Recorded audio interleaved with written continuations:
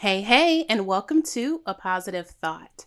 I created this daily podcast because life is hard and it's actually impossible to be positive all the time. But I hope today's thought will give us a chance to stop, reflect, and have a moment of gratitude in our day, even if that moment is small, because we're all a work in progress. This is just a reminder, not professional advice.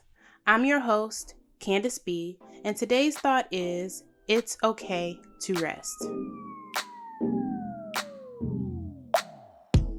Our culture, and I'm talking about Western culture and the culture of capitalism here, doesn't really stress the importance of rest. We're always talking about working, reaching goals, and being on, basically the grind. And I used to be one of those people. If you happen across something I wrote or recorded in my early to mid 20s, you will definitely find that I stressed working all the time. It was all I knew as someone who got her first job at 15 and never looked back. I even worked full-time through college.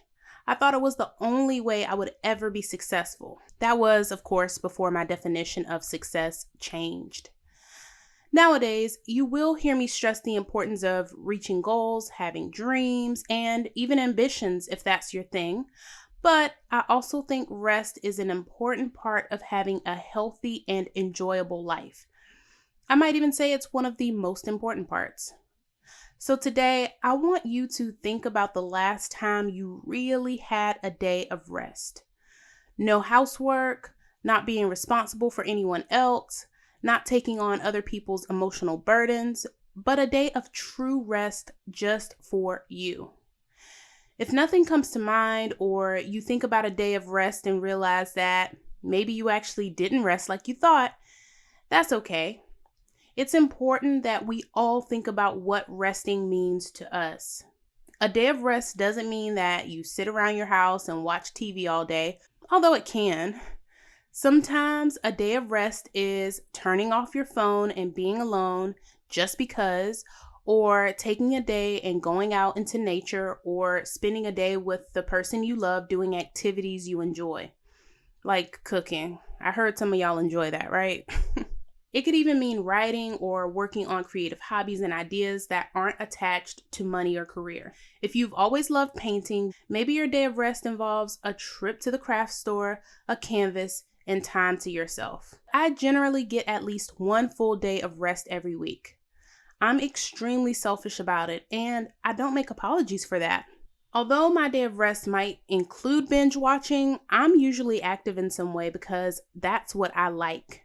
For you, it might look different, and that's fine. In my opinion, a day of rest is less about being physically still and more about your mental health and the state of peace you feel. We each have to look inside to see what that means for us. And although I try to get a day of rest every week, maybe that just doesn't work for your lifestyle. This is probably true if you have kids or other obligations, but I hope you try to fit a full day of rest into your life at least once a month, and maybe try to start snagging moments or hours for yourself in between. Maybe you take 30 minutes before bed just for you, or you're like me.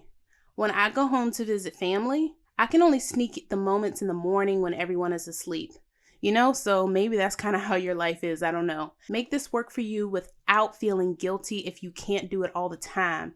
Because honestly, that's kind of the opposite of rest. Tell me what your perfect day of rest would be on Twitter or Instagram at apositivethoughtpod.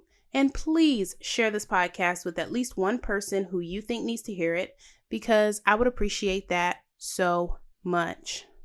Until tomorrow, that's today's positive thought.